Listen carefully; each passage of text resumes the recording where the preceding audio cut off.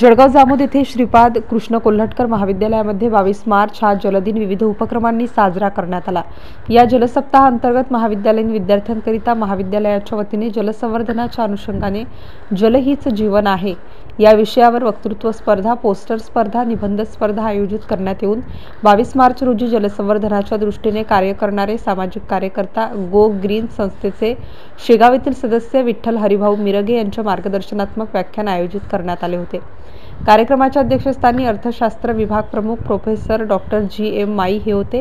प्रमुख उपस्थितीमध्ये जळगाव शिक्षण संस्थेचे सहसचिव मिलिंद जोशी, सांस्कृतिक विभाग समन्वयक प्राध्यापक गिरीश कुलकर्णी हे उपस्थित होते।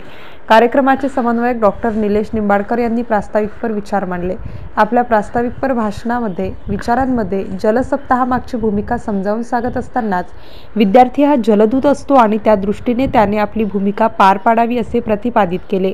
या कार्यक्रमाच्या यशस्वीतेसाठी विद्यार्थी, विद्यार्थिनी तसेच शिक्षकेतर कर्मचारी व शिक्षकांनी प्रयत्न केले। MCN न्यूज मराठीकरिता दिलीप इंगळे, जळगाव।